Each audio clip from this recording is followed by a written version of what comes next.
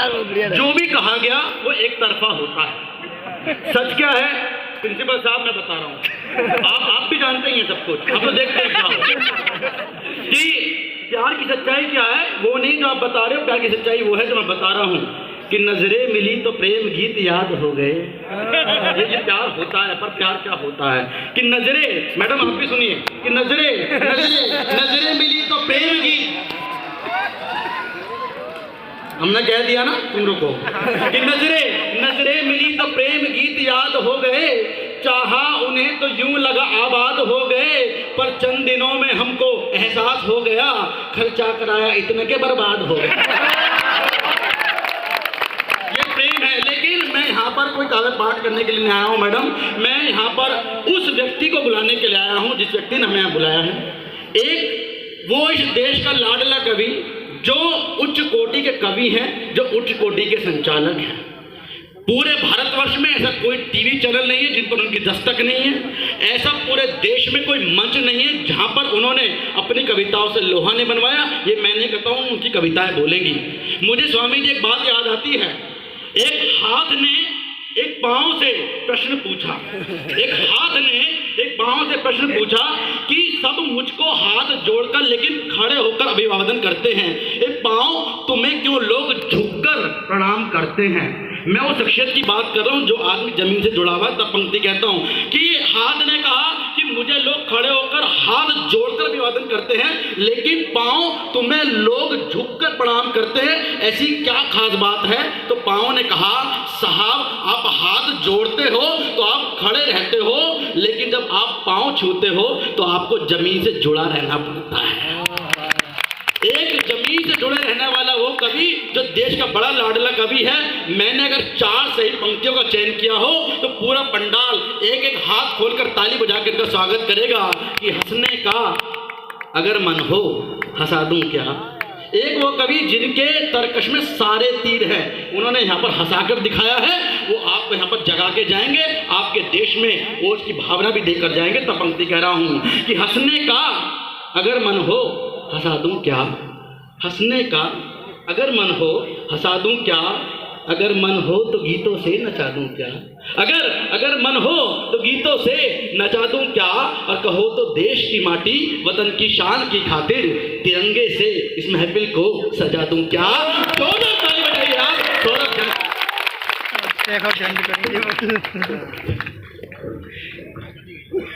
बहुत बहुत आभार प्रिय प्रतीक गुप्ता जी, उन्होंने मुझे उठाया। ईश्वर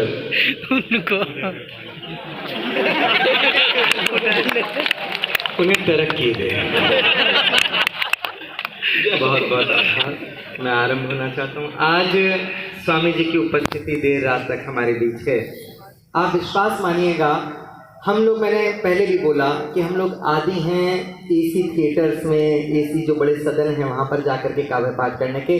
वातानुकूल माहौल वहाँ पर होता है, सामने बैठे वाले बड़े बड़े सेठ हम लोगों को बैठ करके सुनते हैं और चले जाते हैं। आज हम लोग यहाँ पर क्यों हैं, मैं वो बात, कविता जी आप शुरू से बहुत अच्छी तरीके से सुन रहे हैं। आदरणीय सर ने मुझे आपके विषय में पूरी जानकारी दी। मैं अपनी कविता आप तक पहुंचाऊंगा, आप सुनिएगा, थोड़ी देर बस आप लोग ध्यान दीजिए। मैं वो बात बताना चाहता हूँ कि हम लोग यहाँ पर क्यों हैं। मैंने कहीं एक छोटी सी कथा सुनी थी, आरंभ होना चाहता हूँ, मुझे मन देना।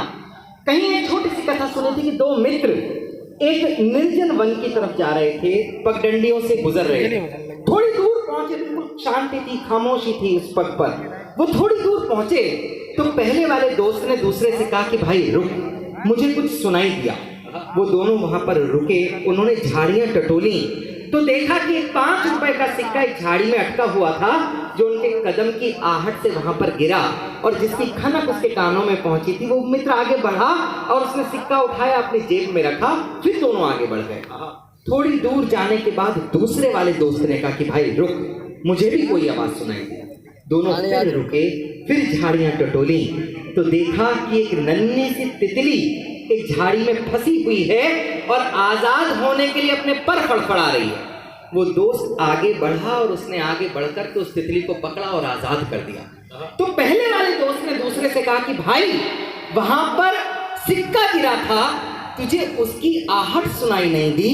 यहाँ पर एक तितली ने दो पर क्या फड़फड़ाए, तुझे उसकी आहट आ गई, ऐसा क्यों?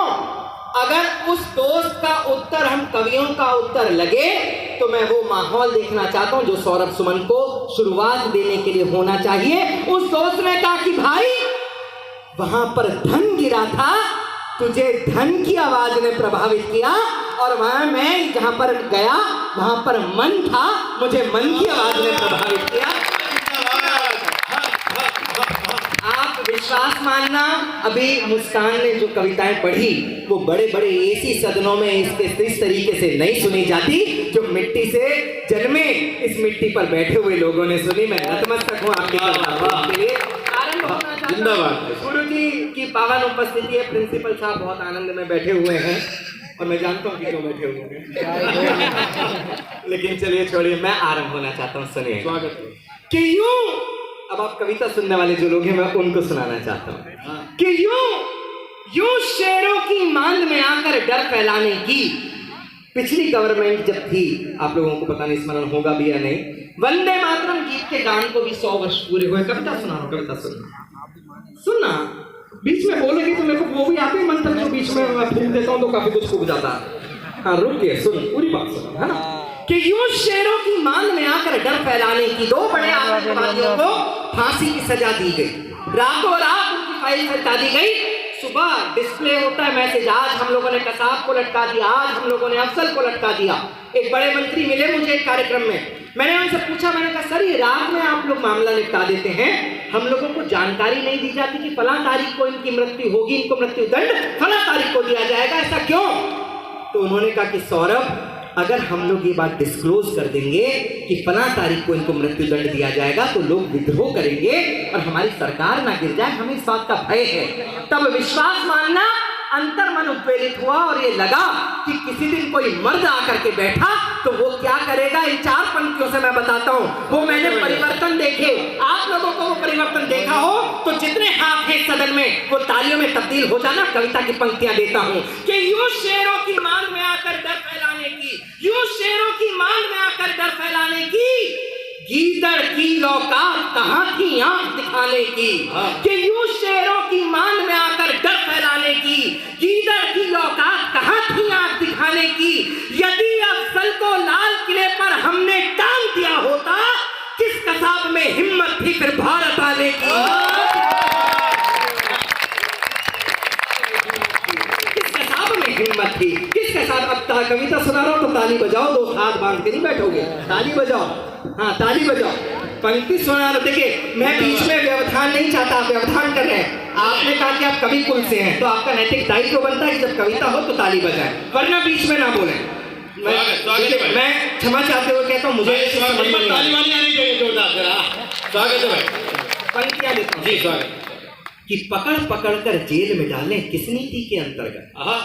10 आतंकवादियों ने हमला किया साहब मुंबई के ऊपर, 9 को हमारी खाकी ने वहीं पर खाक में मिला दिया, लेकिन एक बचा था कसाब, और साहब दामाद की तरह उसको रखा गया। कितना कितना पैसा उसके ऊपर फूंका गया, शर्म आती है सोचकर।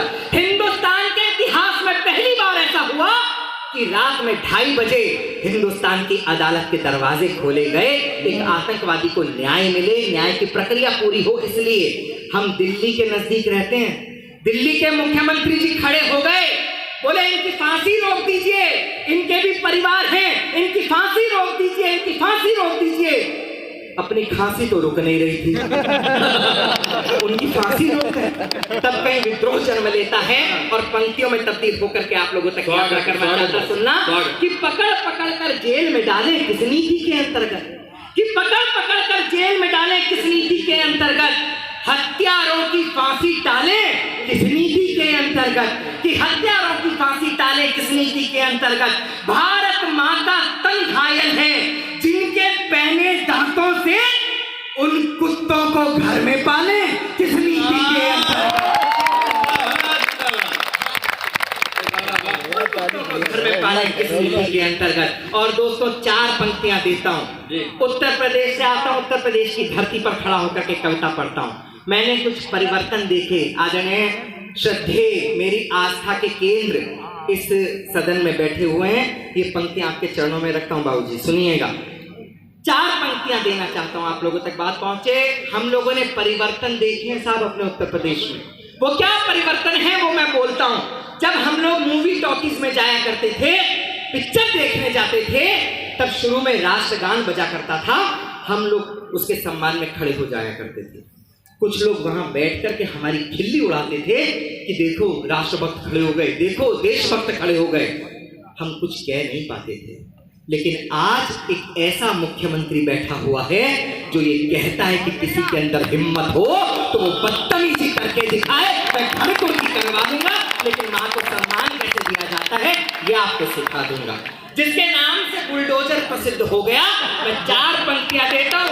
अब पहुंचे और मेरा दावा है कि जो लोग यहाँ पर कविता सुनने आए हुए हैं उनके हाथ उठेंगे और तालियों के साथ वहां तक पहुंचेंगे जहां मैं पहुंचाना चाहता हूं। स्वागत है भाई साहब, स्वागत। कि राष्ट्रभक्ति के पृष्ठों से तुम नाम भले हटवा देना। वो लोग पूरे देश से, छत्तीसगढ़ से आए राजनेता विलाप करने, रुदन रुदाली विलाप करने, जब किसानों के ऊपर वो जो केस हुआ था